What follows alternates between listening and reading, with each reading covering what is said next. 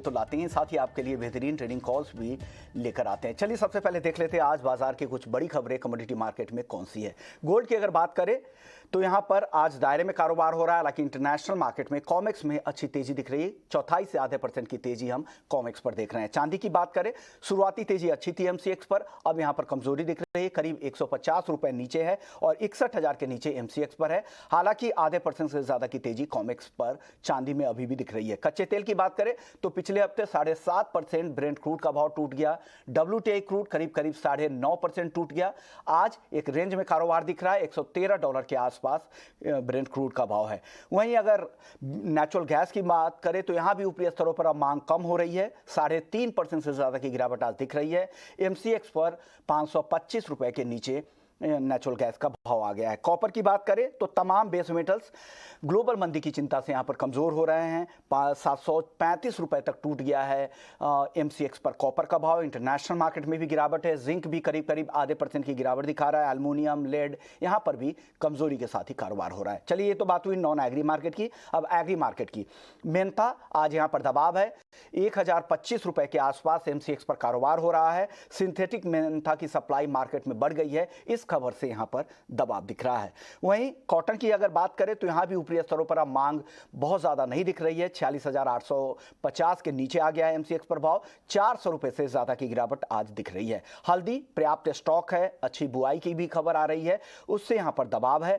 आज 7,800 रुपए के नीचे एनसीडीएक्स का जुलाई वायदा यहां पर ट्रेड कर रहा है। जीरे की बात करें तो एक्सपोर्ट के जो नंबर आए हैं वो कमजोर है, उसका दबाव यहां पर दिख रहा है। 20,850 रुपए के आसपास अभी एनसीडीएक्स का जुलाई का वायदा ट्रेड कर रहा है। कैस्टर की बात करें तो कम एक्सपोर्ट से यहां पर दबाव मिल रहा है, 7,300 रुपए के आसपास। जो हाल की जो तेजी है उससे 300-400 रुपए अब नीचे एनसीडीएक्स कैस्टर आ गया है। तो ये कुछ बड़ी खबरें जिन पर आप दिन भर नजर रख सकते हैं। लेकिन एक और अहम खबर है, वो है गोल्ड बॉन्ड को लेकर। और आज से गोल्ड बॉन्ड की नए वित्त वर्ष की जो पहली सीरीज है वो शुरू हो गई है और जो भाव तय किया गया है 5,091 रुपए। अगर आप डिजिटल पेमेंट करते हैं, ऑनलाइन पेमेंट के जरिए अगर ये गोल्ड बॉन्ड खरीदते हैं तो आपको 50 रुपए का एक्स्ट्रा छूट मिलेगा और आपके लिए भाव होगा 5,041 रुपए। लेकिन सवाल ये है, क्या मौजूदा भाव पर गोल्ड बॉन्ड खरीदना चाहिए? क्या इस भाव पर गोल्ड बॉन्ड की खरीदारी समझदारी होगी? इस पर बात करने के लिए हमारे साथ भार्गव वैद्य साहब हैं, बीएन वैद्य एंड एसोसिएट्स के। सर स्वागत है आपका ईटी नाउ स्वदेश पर। सर करंट भाव जो गोल्ड बॉन्ड का है कैसा लग रहा है? क्या आप सलाह दे रहे हैं इस गोल्ड बॉन्ड की सीरीज में पैसे लगाने की? देखिए, गोल्ड बॉन्ड जो का ये गोल्ड का जो भाव है, पहले मैं गोल्ड का भाव की बात कर रहा हूँ, ये एक स्टेडी भाव है, यहाँ से मुझे मंदी नहीं लग रही है, तो यही रेंज में भाव रहेगा थोड़े टाइम के लिए। और ये गोल्ड बॉन्ड का जो निवेश होता है वो एक लॉन्ग टर्म निवेश होता है, वो एक ट्रेडिशनल ट्रेड के लिए नहीं होता है कि आपने आज ले लिया कल बेच दिया, उसके लिए नहीं होता है। जो थोड़े 6 महीने के बाद आप ट्रेड कर सकते हो, मगर वो एक लॉन्ग टर्म इन्वेस्टर के लिए है। इसलिए ये इन्वेस्टमेंट करने में कोई लॉन्ग टर्म में नुकसान ही नहीं है। अगर आप कोई रीजन से अभी आपके पास लिक्विडिटी ना हो और आपको वेट मीन्स करना पड़े तो आपको ज्यादा नुकसान नहीं होगा। मगर ये बातें भी गोल्ड बॉन्ड गलत नहीं है और आपने पैसा लगाया तो आपको एक थोड़ा ब्याज तो चालू हो ही जाएगा और लॉन्ग टर्म में नुकसान नहीं है। हाँ, मैं मानता हूँ कि आपको 20-50 रुपया ज्यादा मिल सकता है नेक्स्ट सीरीज में, मगर वो अगर उस तरह से वो डेट पे बॉन्ड आए तो। सर मैं इसलिए ये सवाल कर रहा हूं कि क्या भाव सही है, क्योंकि लंबी अवधि में तो डेफिनेटली यहां पर रिटर्न मिलते ही हैं, गोल्ड में एवरेज रिटर्न होते हैं, लेकिन लोगों को लगता है क्या ये सही भाव है? कहीं मैं अगले सीरीज तक इंतजार करूं तो कहीं मुझे उसका भाव तो नहीं आ जाएगा? क्योंकि गोल्ड बॉन्ड की एक खासियत ये भी है कि जिस भाव में आप लॉक कर लेते हैं उसी भाव पर आपको ब्याज भी मिलता है। तो आम निवेशक होते हैं तो इनकी एक सोच होती है कि जितना सस्ता मिल जाए अच्छा है। तो आपको लग रहा है क्या यहाँ से गोल्ड के भाव कम होंगे या नहीं, अब यहाँ से अब तेजी रहेगी आगे? क्या लग रहा है आपको? देखिए, मुझे मंदी ज्यादा नहीं लगती है। एक डिप आप जो बोलते हैं 50-100 रुपए का करेक्शन आ सकता है, मगर वही दिन पे गोल्ड बॉन्ड इश्यू होंगे कि नहीं हुआ मैं, और ये एक टैप पे दररोज इश्यू होने वाली चीज नहीं है। इसलिए मैं ये कहूंगा कि अगर आपको कुछ आपका 100 का इन्वेस्टमेंट का प्लान है ये साल में, तो 30 अभी करिए, बाकी के लिए आप वेट करिए 2 पार्ट में। ओवरऑल सर गोल्ड को लेकर आपका आउटलुक क्या है? जो मीडियम टर्म के ट्रेडर है, निवेशक है, उनको क्या सलाह देंगे गोल्ड बॉन्ड से अलग, अगर गोल्ड पर आपकी राय जानना चाहे तो? मेरा नॉर्मली कोई भी गोल्ड के निवेश में बेस्ट फॉर्मेट है जो है गोल्ड बॉन्ड। बहुत बड़े निवेशकों के लिए ये नहीं है, क्योंकि वो 4 किलो का उस पर एक कैप होता है कि उससे ज्यादा आप निवेश नहीं कर सकते हैं। और दूसरी इसमें ये कहूंगा कि भाई लॉन्ग टर्म के लिए ये भाव भी गलत नहीं है। हाँ, इससे कोई थोड़ा बेटर आ सकता है, मगर तभी मेरा लिक्विडिटी है कि नहीं, वो सब मुझे याद करके वो चलना पड़ता है। और गवर्नमेंट की और जो 50 रुपया छूट कॉन्स्टेंटली दे रही है, वो ऐसा उनकी ड्यूटी नहीं है देने की। जो आपने ऑनलाइन ट्रांसफर किया, कैश नहीं भरा, सभी में दे रही है। और आप ज्यादातर निवेशक को आप बता सकते हैं कि अगर वो उनकी खुद की बैंक या ब्रोकर से लेंगे तो वो भी कुछ पैसा आपको वापिस देगा। 50 रुपया या वो आधा टका या कुछ इंसेंटिव देते हैं। और गवर्नमेंट का भी एक गाइडेंस है कि जो इन्वेस्टर है उनको इंसेंटिव दीजिए, यानी फायदा काफी होगा कि अगर आप कुछ ले रहे हैं, अपनी बैंक से बात करेंगे तो वो आधा टका या 25% अपने को इंसेंटिव पास ऑन करता है, तो वो और सस्ता पड़ेगा। और पूरा स्किप ना करे, 30 से 50% ये सीरीज में डाल दे, जो भी अपना निवेश का प्लान हो उसका।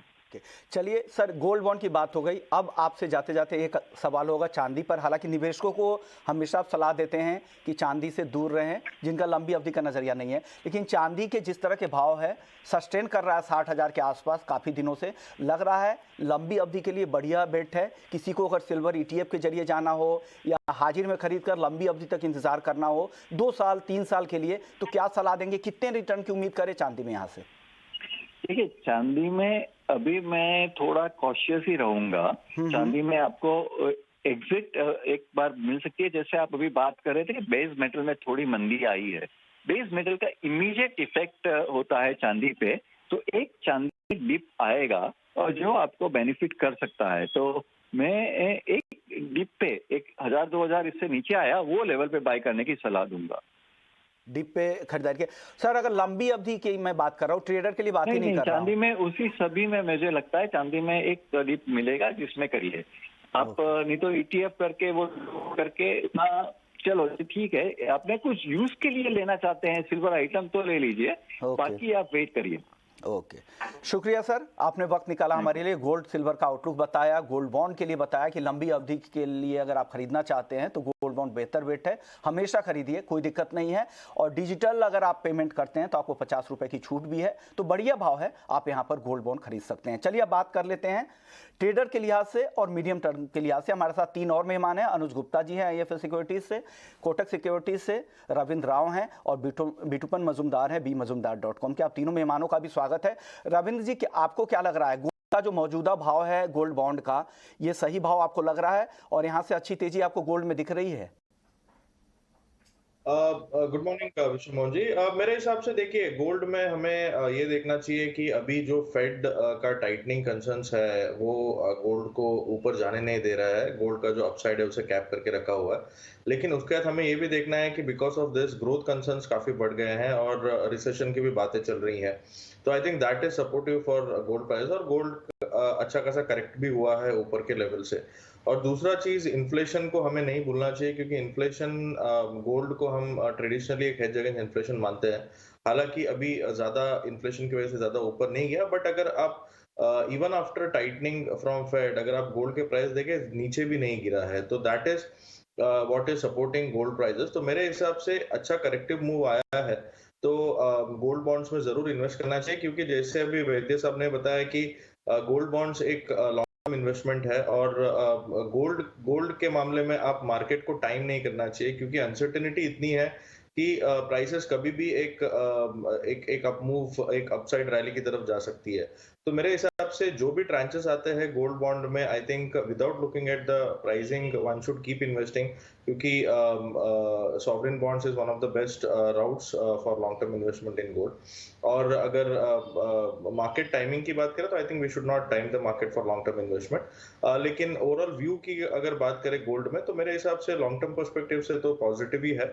शॉर्ट टर्म थोड़े से ब्लिप्स रह सकते हैं बिकॉज ऑफ फेड टाइटनिंग, लेकिन जो वैसे एक एनवायरनमेंट एनवायरनमेंट बना हुआ है स्टैगफ्लेशन या रिसेशनरी कंसर्न्स का, I think gold should perform going ahead, और गोल्ड में investment I think is a better option. Anuj ji, आप क्या खरीदना पसंद कर रहे हैं क्या गोल्ड बॉन्ड का? जो ये मौजूदा सीरीज है, आपको लग रहा है कि बेहतर प्राइसिंग के लिहाज से भी और वैसे भी लंबी अवधि के लिए बेहतर इन्वेस्टमेंट विकल्प है जिनको गोल्ड खरीदना है, तो आप खरीदना चाहेंगे क्या? विष्णुमोहन जी, गुड मॉर्निंग। देखिए, अभी तक जितने भी ट्रांचेज लॉन्च हुए हैं सभी को एक अच्छा बेनिफिट देखने को मिला है। चाहे वो 2017 से 2018 से जो लॉन्च हुए थे तब से लेकर अगर देखें तो यहाँ पे लोगों को अच्छा बेनिफिट मिला है। तो एक इन्वेस्टमेंट के नज़रिए से और एक प्रॉफिटेबिलिटी के नज़रिए से काफ़ी अच्छा ऑप्शन है, क्योंकि यहाँ पर आपका जो लॉक इन है वो करीबन 5 से 7 साल के बीच रहता है। और जिस तरीके से हमने गोल्ड के अंदर रैली देखी है और जो अनसर्टेनिटी बनी हुई है, उससे यही एक्सपेक्ट कर रहे हैं कि आगे भी गोल्ड का जो एक अपसाइड मोमेंटम है वो कंटिन्यू रहेगा। हालांकि अगर हम देखें तो वेरी शॉर्ट टर्म में भाव कुछ एक रेंज बाउंड होते हुए दिखाई दिए हैं, मगर एक लॉन्ग टर्म में जो ट्रेंड है गोल्ड और सिल्वर का वो काफ़ी पॉजिटिव रहेगा। तो मुझे लगता है कि ये जो ट्रांच लॉन्च हुई है ये डेफिनेटली एक अच्छा अट्रैक्टिव इन्वेस्टमेंट है, क्योंकि जिस तरीके से हम इन्फ्लेशन देख रहे हैं और जिस तरीके से अनसर्टेनिटी बनी हुई है, हमें लगता है कि गोल्ड भी आगे भी चलता हुआ दिखाई देगा। तो एक अच्छा मौका है इन्वेस्टर्स के लिए जो चूक गए थे गोल्ड को 56,000 के रेट पर लेने में, तो यहाँ पर उनको एक अच्छा ऑप्शन मिला है जहाँ पर वो एक्यूमुलेट कर सकते हैं। लगता है कि यहाँ से उनको अच्छा रेट ही आने वाले दिनों में देखने को मिलेगा, और 2.5% का जो इंटरेस्ट है गारंटेड वो तो यहाँ पर है ही। और जिस तरह की अनसर्टेनिटी है तो डेफिनेटली हमें लगता है कि यहाँ पर इन्वेस्टमेंट करना चाहिए इसमें। चलिए, तो इन्वेस्टमेंट की बात होगी, लेकिन अब ट्रेडिंग के लिहाज से कैसा है बताने के लिए हमारे साथ विटुपन भी है। विटुपन जी, आपको क्या लग रहा है? बहुत ही एक टाइट रेंज में घूम रहा है, 500 से 800, कई हफ्तों से ये रेंज देखने को मिल रहा है कि कब तक आपको लग रहा है कि ये रेंज से निकलेगा गोल्ड, और किस तरह के लेवल दिखेंगे फिर? जैसे जिस तरह से देखिए ग्लोबल लिक्विडिटी कॉन्सर्न को लेके जिस तरह से मेटल में सेलिंग आया था, क्रूड ऑयल में सेलिंग आया था, गोल्ड में नहीं आया। इसका रीजन एक्चुअली जो फंडामेंटल है, लास्ट 4-5 दिन में काफी चेंजेस हुए हैं। जो ग्लोबल प्लेटफॉर्म है जियोपॉलिटिकल का, मैंने काफी ऑब्जर्व किया था कि जिस तरह से यूएस के फेड के मीटिंग के बाद जो बिडेन का स्टेटमेंट या जो यूरोपियन के जो लीडर्स है और फर्दर टेंशन क्रिएट कर रहे हैं। एक्चुअली अभी रिसेंटली यूके का भी जो स्टेटमेंट आया था कि रशिया यूक्रेन का भी, एक्चुअली रशिया यूक्रेन का बात ही नहीं चल रहा था बहुत दिनों से, लेकिन मुझे लग रहा है कि सेकेंड लेग ऑफ टेंशन शुरू हो रहा है यूरोप में और यूक्रेन के तरफ से, तो ये शायद और ड्रैग कर सकता है। एवरीबॉडी वाज एज्यूमिंग कि जो जिस तरह से ग्लोबल इकोनॉमिक सिनेरियो है वेस्ट के तरफ से ऐसा कुछ स्टेप आएगा कि probably will try to resolve the things, लेकिन ये इसमें थोड़ा सा अभी ज्यादा इश्यूज को ज्यादा बढ़ावा दे रहे हैं एक्चुअली, और इसको मद्देनजर लगता है कि मुझे जो रिस्क प्रीमियम है गोल्ड में रहेगा, और इसलिए गोल्ड प्राइसेस गिरे नहीं या सिल्वर के प्राइसेस भी नहीं गिरे, क्योंकि लिक्विडिटी जो सडनली रेट हाइक्स हुए हैं पूरे यूएस में नहीं, पूरे अक्रॉस द ग्लोब में जिस तरह से रेट हाइक हुए हैं, उस तरह से गोल्ड में कोई भी, बाकी सब कमोडिटीज को देख लीजिएगा, लेकिन गोल्ड और सिल्वर में प्रेशर नहीं आया है। गोल्ड सिल्वर में एक तो चीज है कि रिसेशन का जो कॉन्सर्न है ऑलमोस्ट फैक्टर्ड इन हो रहा है अभी, और दूसरा चीज है जो ग्लोबल जो जियोपॉलिटिक्स है ये मार्केट में प्ले आउट करेगा। तो फिलहाल गोल्ड में मेरे हिसाब से ज्यादा डाउनसाइड नहीं है, रेंज में नीचे लेवल पे मिलता है तो मेरे हिसाब से बाय करना चाहिए। इंट्राडे के हिसाब से 50,600-650 सब रेंज थोड़ा कंफर्टेबल रहेगा। इमीडिएट टारगेट 51,000 मुझे दिख रहा है, और नीचे 50,400 के नीचे स्टॉप लॉस रखना है, लेकिन मेरे हिसाब से शायद गोल्ड 51,500 टू 52,000 तक भी पॉसिबल हो सकता है, ये global risk market premium market में फिर दिखे तो। ओके, चांदी में क्या लेवल देख रहे हैं आप विटुपन? चांदी में भी मुझे लग रहा है थोड़ा सा मार्केट रिकवर करने का लग रहा है। सिल्वर में अगर मैं देखता हूं तो अभी फिलहाल के लिए 61,200 का एक इंट्राडे रेजिस्टेंस है, ये टूटेगा तो शायद 61,600 तक जा सकता है, और अगर किसी को ट्रेड करना मोमेंटम तो 60,800 का एक इंट्राडे सपोर्ट है, वहां पे नीचे स्टॉप लॉस लाके देख सकते हैं। इंट्राडे के लिए आप गोल्ड और सिल्वर पर आपकी राय क्या होगी रविंद्र जी? मेरे हिसाब से आज सेशन है वो थोड़ा सा प्रेशर में है, तो मुझे लगता है कि जब तक कि 51,000 होल्ड है ऑन द अपसाइड, 51,050 एक बार पॉसिबिलिटी है कि 50,700 से 50,650 तक आ सकता है, that can be a good buying zone. But in levels पर मेरे हिसाब से अगर राइज आता है तो जब तक कि 51,050 है तो एक बार शॉर्ट करके चलना चाहिए।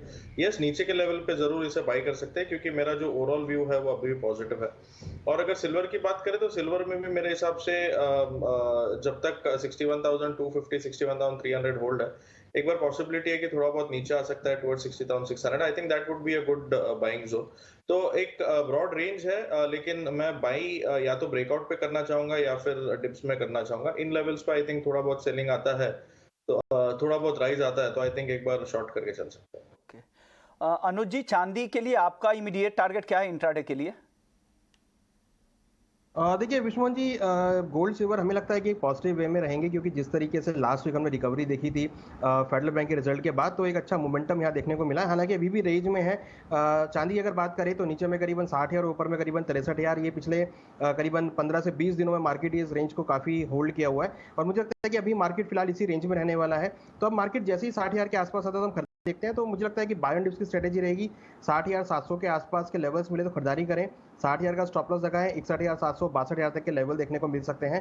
इंटरनेशनल मार्केट की अगर बात करें तो चांदी करीबन 21.70 के आसपास ट्रेड कर रही है। हमें लगता है कि ऊपर में $22 से लेकर 22-20 तक के लेवल देखने को मिल सकते हैं। जिस तरीके से लोअर लेवल से रिकवरी देखने को मिली है, तो हमारी सलाह है कि बाय एंड डिप्स की स्ट्रेटेजी गोल्ड सिल्वर में देखने को मिल सकती है। रावण जी, कच्चे तेल में क्या लग रहा है? पिछले हफ्ते तो काफी गिरावट दिखी, क्या ये गिरावट कंटिन्यू इस हफ्ते भी होगी क्या? वेल आई थिंक कच्चे तेल में थोड़ा सा और डाउनसाइड पॉसिबिलिटी है। हमें लग रहा है कि 8,300 8,050 तक आ सकता है, बट काफी टूट चुका है। हमारा सपोर्ट अराउंड 100 110 111 के आसपास था नाइमेक्स में। अभी जो इसका नेक्स्ट सपोर्ट है वो अराउंड $105 $106 के आसपास है। क्योंकि मेरे हिसाब से जो रिसेशनरी कंसर्न्स चल रहे हैं, जो ग्रोथ को लेके जो टेंशन चल रही है बिकॉज ऑफ द फेड, उसके वजह से डिमांड को लेके थोड़ा बहुत कंसर्न्स आया, और उस वजह से हम क्रूड में एक फॉल देख रहे हैं। लेकिन मेरे हिसाब से अनसर्टेनिटी जब तक है, जब तक कि जियोपॉलिटिकल टेंशंस ऑन है रशिया यूक्रेन का, आई थिंक एनी टाइम हम इसमें एक स्पर्ट अप देख सकते हैं। तो इंट्राडे पर्सपेक्टिव से आई थिंक एक बार जब तक 8,600 होल्ड है ऑन द अपसाइड, मेरे हिसाब से एक बार 8,400 8,350 तक आ सकता है। That would be a good buying zone. और अगर 8,600 के ऊपर सस्टेन करता है तो वी कैन से कि एक टेम्पररी बॉटम बन चुका है, और फिर से एक बार 8,800 8,850 तक आ सकता है प्राइस। ओके, चलिए बेस मेटल्स की बात कर लेते हैं। हालांकि बेस मेटल्स पर भी आज चौतरफा दबाव दिख रहा है। बिटूपन, बेस मेटल्स में क्या लग रहा है आपको? कौन से मेटल को बेचना चाहिए आज की गिरावट में, या लग रहा है कि अब खरीदारी का मौका है? देखिए बेस मेटल में अभी भी जो आउटलुक है, ओवरऑल आउटलुक बैरिश है। और मैंने भी जब ये कॉपर 775 780 के रेंज में था, मैं बता रहा था कि यहाँ पे मार्केट में 10-15% का मार्केट गिरावट होना है। लेकिन फिलहाल के लिए बेस मेटल में काफी जो सेल ऑफ है, यहाँ short covering pull back expected है। और अभी जो मुझे लग रहा है कॉपर थोड़ा सा पुल बैक पे रहना चाहिए। कॉन्ट्राडेनिक ट्रेंड रहेगा, 732 के नीचे बाय करके 745 का टारगेट रहेगा, या 745 के अगर पास मार्केट आता है 745 740 के आसपास, तो वहां पे सेल करके होल्डिंग ले सकते हैं। और मुझे लग रहा है कि गोइंग फॉरवर्ड 732 टूट जाएगा, लेकिन इमीडिएट आज ही नहीं लगा कि 732 का जो लेवल है टूट जाएगा। तो थोड़ा पुल, जिनको होल्डिंग करके ट्रेड करना है तो उनको पुल बैक के लिए वेट करना पड़ेगा, और जिनको इंट्राडे के लिए ट्रेड करना है बस एक मोमेंटम के लिए लोग प्ले कर सकते हैं। लेकिन मुझे लग रहा है कि जो बेस मेटल के जो ओवरऑल आउटलुक है ये काफी नेगेटिव होने वाला है। और मार्केट में जिस तरह से प्रीमियम अभी जो रिस्क ऑफ सेंटीमेंट आने वाला है गोइंग फॉरवर्ड, क्योंकि अभी तो आज देखेंगे 1-2 दिन के बाद क्या स्टेटमेंट आता है। रशिया की तरफ से भी स्टेटमेंट जो आ रहा है, न्यूक्लियर के ऊपर भी फर्दर नया स्टेटमेंट आ रहा है, जिस तरह से ये शायद लग रहा है कि बेस मेटल के प्राइसेस को काफी प्रेशर देगा। इवन स्टॉक्स को या कमोडिटीज, जितने भी कमोडिटीज कॉम्प्लेक्स में काफी प्रेशर क्रिएट कर सकता है। तो गोइंग फॉरवर्ड अगर ट्रेड करना है तो पुल बैक के लिए वेट कीजिए, इंट्राडे के लिए थोड़ा सा पुल बैक बाइंग दिखेगा आपको। ओके सर, लेकिन आपकी कॉल सेल की है, क्या सेल के साथ ही जा रहे हैं कॉपर में? 745 पे सेल कर दें? नहीं, कॉपर में 745 का सेल के लिए है, अगर इंट्राडे में पुल बैक वहां तक रह सकता है। तो दो ट्रेड बन रहा है मार्केट में। पहली बात तो ऊपर 745 का जो सेल है उसको आप होल्डिंग पे ले सकते हो। इंट्राडे के लिए मोमेंटम 74 45 46 तक दिख रहा है यहाँ से। ओके, यानी आपको अब पुल बैक आए तब वहां पर बेचने की सलाह है। रविंद्र जी, आपको भी लग रहा है कि मेटल में गिरावट यहां से और बढ़ेगी और आप भी बेचकर ही जाना पसंद करेंगे? बिल्कुल। अभी देखें तो मेरे हिसाब से अभी थोड़ा सा एक डाउनसाइड लग रहा है। कॉपर में पॉसिबिलिटी है कि 732 734 तक प्राइसेस आए, लेकिन कहीं ना कहीं 728 730 के आसपास सपोर्ट आ सकता है। और जैसे हम लाइक रिसेशनरी फियर्स जो देख रहे हैं, आई थिंक वो इकोनॉमिकली सेंसिटिव कमोडिटी जैसे कि ऑयल हो गया या फिर बेस मेटल्स हो गया, इसको इम्पैक्ट करेगा। तो उस वजह से हम एक प्रेशर देख रहे हैं। बट मेरे हिसाब से डॉलर इंडेक्स का मूव और यील्ड्स का मूव भी इम्पोर्टेंट है। वो एक पॉज लिए हुआ है, और I think it is not yet directional. तो मेरे हिसाब से अभी एज ऑफ नाउ थोड़ा सा एक डाउनसाइड दिख रहा है, बट कहीं ना कहीं निचले लेवल्स पर एक सपोर्ट आ सकता है। तो मेरे हिसाब से 744 745 का स्टॉप लॉस रख के एक बार बेचना चाहिए फॉर अ टारगेट ऑफ 734 732। अगर 745 746 के ऊपर सस्टेन करता है तो फिर मेरे हिसाब से 750 752 तक जा सकता है। ओके, चलिए अनुज जी, अब क्रूड पर आपसे बात नहीं हो पाई थी, क्रूड ऑप्शंस में कहीं पे लग रहा है कि कोई बेहतर ऑप्शन है यहाँ पर मौजूद? काफ़ी अच्छे वॉल्यूम के साथ यहाँ पर कारोबार हो रहा है, ऑप्शन में भी ओपन इंटरेस्ट काफ़ी अच्छा दिख रहा है, क्या लग रहा है? देखिए, क्रूड में एक हमने लास्ट वीक में जो गिरावट देखी थी, कहीं ना कहीं रिसेशन का फियर यहाँ पर देखने को मिला है। हमें लगता है कि क्रूड के अंदर एक सेंटिमेंटल देखे तो एक बिकवाली का ट्रेंड यहाँ पर हावी होता हुआ दिखा है। $116 जो एक महत्वपूर्ण सपोर्ट था मार्केट ने उसको ब्रीच करके अब 113 के आसपास ट्रेड कर रहा है। तो हमें लगता है कि यहाँ पर सैलून राइस का ही मार्केट रहेगा। अदरवाइज यहाँ पर पुट ऑप्शन भी ली जा सकती है। हमें लगता है करीबन 8,400 पुट ऑप्शन में ट्रेड कर सकते हैं। अगर हम फ्यूचर्स की बात करें तो मुझे लगता है कि नीचे में 8,200 8,100 तक के लेवल यहाँ देखने को मिल सकते हैं। ऑप्शन साइड में 8,400 का जो ऑप्शन है पुट ऑप्शन, उसमें खरीदारी का ट्रेड बना सकते हैं। वहाँ पर भी हमें लगता है कि अच्छा एप्रिसिएशन देखने को मिलेगा और 8,200 तक के लेवल फ्यूचर्स में देखने को मिल सकते हैं। तो बिकवाली की सलाह हमें लगता है कि क्रूड में देखने को मिल सकती है। 400 के पुट ऑप्शन भी आप यहाँ पर खरीद सकते हैं। अगर फ्यूचर्स में ट्रेड करना चाहते हैं तो 8,550 पे बेचे। चलिए बात कर लेते हैं एग्री मार्केट की। यहाँ पर भी दबाव है, जैसे जैसे मानसून की चाल तेज हो रही है इसका भी असर है। सर, ग्वार सीड ग्वारगम में अनुज जी क्या लग रहा है आपको यहाँ से? देखिए, ग्वार सीड ग्वारगम में हमने लास्ट वीक में गिरावट आते हुए देखी थी और कंटिन्यूसली जो गिरावट है वो यहाँ पर बनती हुई दिखाई दे रही है। इस तरीके से मॉनसून ने पूरा रिकवर किया है और जहाँ डेफिसिट चल रहा था वो पूरा ऑलमोस्ट रिकवर करता हुआ दिखा है और अच्छा मॉनसून जो है वो यहाँ दिखाई दे रहा है। तो एग्रीकल्चर के लिए थोड़ा सा यहाँ पे नेगेटिव सेंटीमेंट आता हुआ दिख रहा है। हमने देखा उसकी वजह से ग्वारसीड ग्वारगम में और बाकी एग्री कमोडिटीज में गिरावट रही है। तो हमें लगता है कि अभी ग्वारसीड और ग्वारगम में कुछ और सेंटीमेंट नेगेटिव रह सकता है। तो यहाँ पर हमारी बिकवाली की सलाह रहेगी, करीबन 5,640 में बिकवाली करें, 5,710 का स्टॉप लॉस लगाएं, टारगेट 5,540 तक देखने को मिल सकता है। कॉटन और कॉटन केक दोनों पर में गिरावट बढ़ती जा रही। कॉटन केक तो और टूट गया, 2% नीचे है। क्या लग रहा है और गिरावट आपको दिख रही है? 2700 के नीचे भी अब जाने वाला है? और देखिए, बिल्कुल लास्ट वीक हमने यहाँ पर सेलिंग रिकमेंडेशन की थी, उसके टारगेट्स आते हुए दिखाई दिए हैं। हमें लगता है कि अभी यहाँ पर फर्दर बिकवाली का ट्रेंड देखने को मिल सकता है। कॉटन की जो बुआई है वो करीबन 10 से 15% बढ़ी है और ऐसे अगर मानसून आगे कंटिन्यू रहा तो वहाँ पर हम एकरेज भी बढ़ती हुई देखेंगे। तो कॉटन पैक हमें लगता है कि यहाँ पर थोड़ा प्रॉफिट बुकिंग का एरिया रहेगा जहाँ पर हम सेलिंग देख सकते हैं। तो कॉटन के अंदर और कॉटन सीड ऑयल केक में, कपास के अंदर हमें लगता है बिकवाली का ट्रेड लिया जा सकता है। कॉटन सीड ऑयल केक में बिकवाली कर सकते हैं 2780 में, 2930 का स्टॉप लॉस, टारगेट 2700 से लेकर 2650 तक देखने को मिल सकता है। वहीं अगर कॉटन की बात करें तो एक्सपेक्टेड है कॉटन के प्राइसेस भी नीचे 45,000 से लेकर 44,500 तक के लेवल को दिखा सकते हैं। तो एग्रीकल्चर कमोडिटी मुझे लगता है कि इस मानसून से थोड़ा सा यहाँ पर सेंटिमेंटल नेगेटिव हो सकता है। तो एग्रीकल्चर कमोडिटी, चाहे वो ग्वार हो, चाहे स्पाइसेस हो, चाहे कॉटन हो, यहाँ पर कुछ नरमी के साथ ट्रेड देखने को मिल सकते हैं। ओके, तो मसालों में आप नरमी की बात कर रहे हैं तो क्या बेचना चाहिए यहाँ पे? देखिए, मसालों में मुझे लगता है कि जीरा के अंदर हम यहाँ पर देख रहे हैं कि गिरावट का ट्रेंड दिख रहा है। भाव करीबन 20,700 के आसपास आए हैं। हमें लगता है कि यहाँ पर अभी और बिकवाली देखने को मिल सकती है। नीचे जीरा में हम 20,200 से लेकर 20,000 तक के टारगेट देख सकते हैं। साथ में अगर धनिया को भी देखें तो यहाँ भी एक अच्छा एक ब्रेकडाउन देखने को मिला है वॉल्यूम्स के साथ में। तो कोरिएंडर में भी बिकवाली का ट्रेड बना सकते हैं। नीचे करीबन 10,800 10,900 तक के लेवल देखने को मिल सकते हैं। चलिए, यहीं समेटने का वक्त आ गया मुनाफे की मंडी को। शुक्रिया अनुज जी आपका, रविंद्र जी आपका और विटूपन आपका। आप तीनों ने वक्त निकाला और बेहतरीन ट्रेडिंग कॉल्स दिए।